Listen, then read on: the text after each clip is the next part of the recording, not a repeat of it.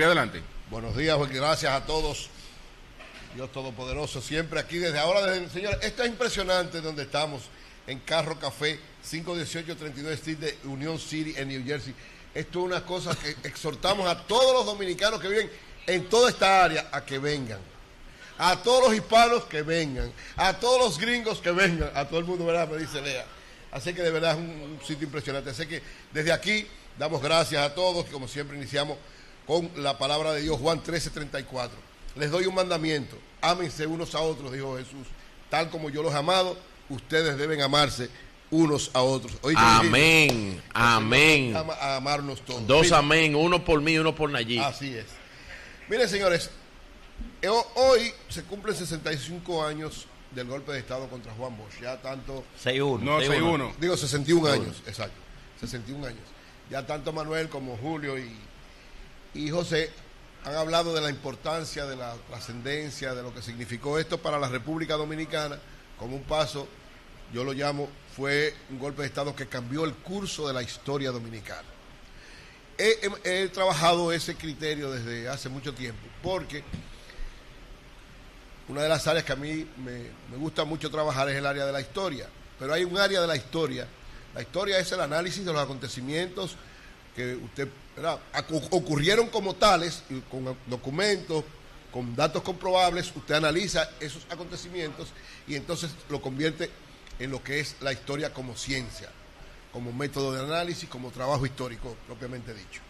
A mí me gusta siempre en cada acontecimiento ver, lógicamente esto no tiene base científica, sino una perspectiva de análisis, qué pudo haber sucedido en caso de que un acontecimiento específico sucediera de otra manera. Y yo he hecho este ejercicio en varias ocasiones y brevemente quiero referirme a esto porque en mi segundo comentario quiero hablar del discurso del presidente Biden ante la ONU. ¿Qué pudo haber sucedido en la República Dominicana si no se hubiese dado ese golpe de Estado en contra del profesor Juan Bosch? La historia dominicana hubiera sido otra. La realidad de la República Dominicana hubiera sido otra.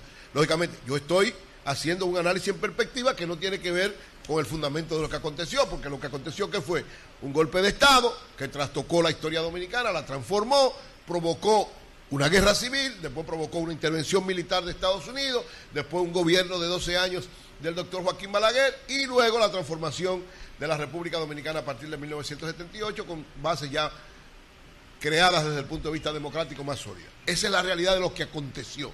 Ahora, ¿qué pudo haber sucedido si Bosch termina su periodo de gobierno tal y como estaba planteado? Manuel hizo una apreciación bastante precisa de lo que fue el avance logrado por el profesor Juan Bosch y los intereses que afectó, lógicamente, fue lo que provocaron este golpe de Estado, pero supongamos que Bosch hubiera terminado su periodo de gobierno. Y lo que significaba una figura de esa dimensión, claro, con el prestigio internacional, conjuntamente con Fidel Castro en la región, gravitando los dos juntos. Correcto, es decir, si Bosch termina, lógicamente Bosch en su constitución planteó no reelección.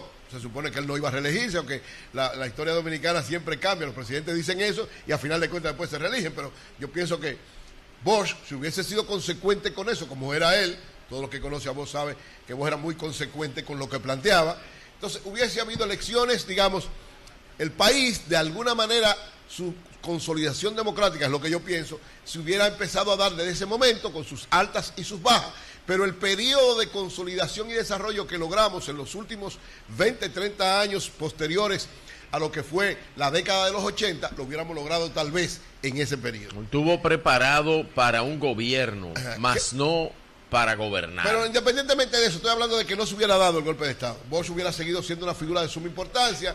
Pienso que lo que aconteció con el PLD posteriormente hubiera pasado en ese tiempo y hubiéramos consolidado una democracia en el orden político y en el orden económico bastante amplia.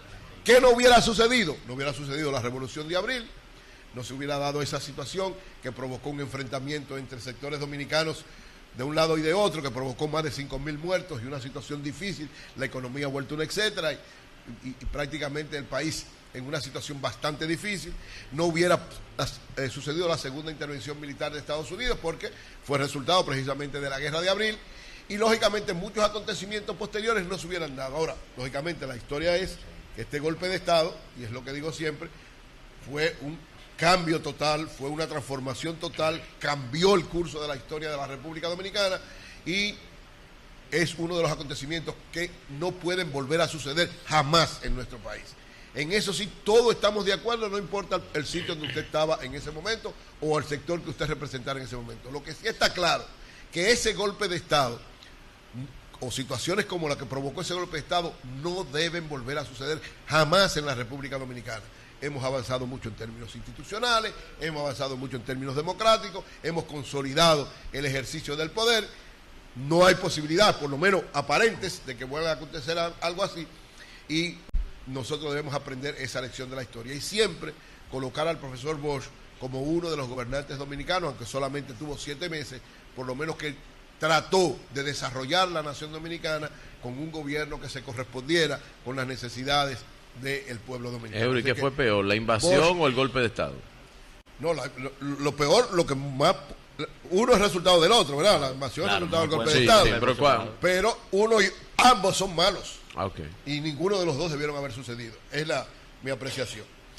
Miren, por otro lado, el presidente Biden, que tiene ahora una limitación muy especial, es decir, como él no es candidato y prácticamente renunció a ser nominado nuevamente, ha pasado a tener como, y suena como un poco duro de eso decirlo, pero como no tanta importancia que si fuera el candidato del Partido Demócrata. Ahora la candidata es su vicepresidenta. Pero él no deja de ser la persona, independientemente de sus condiciones y de su situación, pero es el presidente de los Estados Unidos y las cosas que él plantea evidentemente tienen un peso especial de mucha importancia. Y en su último discurso como presidente ante las Naciones Unidas, que fue en el día de ayer, ayer sí, él habló de un tema que es el tema fundamental que está siendo de preocupación para mucha gente, que es la inteligencia artificial. Y yo creo que este discurso y estas reflexiones del presidente Biden de alguna manera refleja cómo va a manejarse el asunto de la inteligencia artificial por los gobiernos y especialmente por el gobierno de los Estados Unidos, que es y seguirá siendo todavía por un tiempecito más la primera potencia del mundo. ¿Qué dice Biden? Lo primero es que definamos, porque todo el mundo habla de inteligencia artificial. Y para precisarlo concretamente, antes de ver lo que dijo el presidente Biden, la inteligencia artificial define la Real Academia de la Lengua, que es un conjunto de tecnologías que permiten que las computadoras realicen una variedad de funciones avanzadas, incluida la capacidad de ver, comprender, traducir lenguaje hablado y escrito, analizar datos, hacer recomendaciones y mucho más. Es decir, la inteligencia artificial, a lo que estamos, y hemos estado discutiendo permanentemente de eso, es si las computadoras, si la tecnología va de alguna manera a sustituir lo que es todo lo que hace el ser humano. Entonces, ante esto, el presidente Biden, yo sabía que José de una vez iba a venir. No, pero tú sabes que no, pero espérate, por eso, esta preocupación, por eso... se llevaron mi café de Manny. Esta preocupación del presidente Biden, ¿qué dijo el presidente Biden? Que yo creo que es muy importante porque es la preocupación que tenemos mucho. Dijo Biden ayer. ¿Qué dice él? Oye lo que dijo ayer, dijo, la inteligencia artificial va a cambiar nuestras formas de vida, de trabajo y de guerra. Oigan bien, forma de vida, de trabajo y de guerra. Podría marcar, dice el presidente Biden, el comienzo de un progreso científico a un ritmo nunca visto. Y gran parte de ello podría mejorar nuestras vidas. Pero, y este pero es que yo creo que es muy importante. Perdón, terminó mal cuando dice, y gran parte de ello podría mejorar nuestra vida. Espérate. No. Pero espérate, yo estoy hablando bueno, está bien, termina. Estoy hablando de lo que planteó, o sea, pero, y este pero sí es importante porque es la preocupación de manera particular que yo he estado siempre cada vez que José habla de inteligencia artificial, dice, pero la inteligencia artificial conlleva profundos riesgos, desde las ultrafalsedades o desinformación, pasando por nuevos patógenos y por armas biológicas. Por eso hay que trabajar para definir reglas sobre el uso responsable de la inteligencia artificial. Ahí es que yo quiero plantear, miren por qué. Pero antes de tú entrar en eso, ¿por qué yo digo que él se queda corto cuando dice que la IA pudiera mejorar nuestra vida? No. Es que hay una parte filosófica, que va a cambiar nuestra hay una parte filosófica de la IA que todavía los políticos no han visto. Por eso la IA no fue parte del debate entre Trump y Kamala. Y qué bueno que Biden haya asumido este discurso en ONU. Sí. ¿Por qué? Porque eso tiene una base filosófica que se llama Ley de Moore. Y lo que plantea la Ley de Moore es que todos los procesos que sean intensivos en tecnología oye, van a ser conquistados por la IA. Entonces, si los procesos son intensivos en tecnología, van a dar lugar a una nueva especie. Sí. Entonces, por eso no es que va a mejorar nuestra vida, no. No, él dice muy claro, mira, él dice muy claro. Oye, es que promete eliminar la desigualdad y la pobreza, lo que no ha conseguido la clase política. Yo no creo llegar a tanto ahora. ¿Cuál es mi preocupación? Cuando tú entiendas lo que significa la ley de Moore, está bien, pero oye, tú lo vas a comprender. Esta preocupación de Biden, ¿por qué para mí es de suma importancia? Porque precisamente está este debate que está planteando José, es decir, ¿qué va a pasar con las computadoras frente a los seres humanos? ¿Qué va a pasar con el uso de esa inteligencia artificial, que es verdad que es un adelanto extraordinario de la humanidad?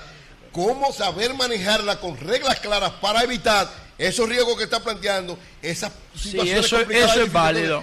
¿Qué dice Biden ayer? Yo creo que eso es válido, aunque lógicamente la ONU, y ahí viene la discusión sobre la ONU, dice, ya hay 60 estados junto con Estados Unidos que están estableciendo reglas y van a una declaración de compromiso de que no van a usar la inteligencia artificial para hacerle daño a la humanidad. Que ya no lo pueden controlar. Pero perdón. Debieron controlarlo hace 10 años. Lo que pasa es que la ONU... Ya no lo pueden hacer. Aquí yo digo, la ONU, esto excede a la ONU, y es la única diferencia que tengo ahí con el presidente Biden.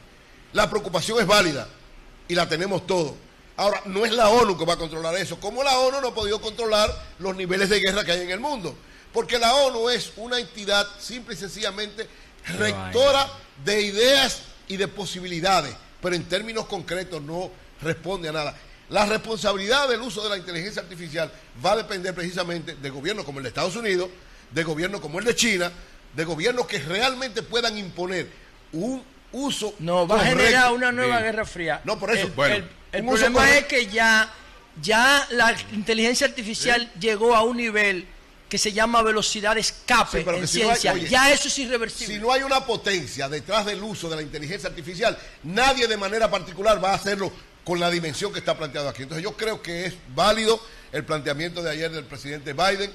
Es una preocupación todo lo que tiene que ver con el adelanto de la tecnología, y por eso tiene que haber reglas claras, pero debe haber un compromiso sobre todo de Estados Unidos y China para que todo eso que se está logrando tenga reglas claras. ¿Se podrá lograr eso? Ese es el gran reto que planteó Biden ayer, y ese es el gran reto de la humanidad en este momento. Ojalá, pues yo digo, la inteligencia artificial puede llegar a donde sea, pero nunca va a sustituir a los seres humanos. Es la orientación que le dé el ser humano. La orientación. Me acordé de don Álvaro ahora. Es que nunca lo va a sustituir. No me hagas reír, que tengo los labios partidos. José, nunca una inteligencia artificial ni una computadora va a dirigir al ser humano. A Dios lo va a sustituir. No, eso no es. La inteligencia artificial va a sustituir a Dios. No haga eso. Lo importante es eso. No haga eso.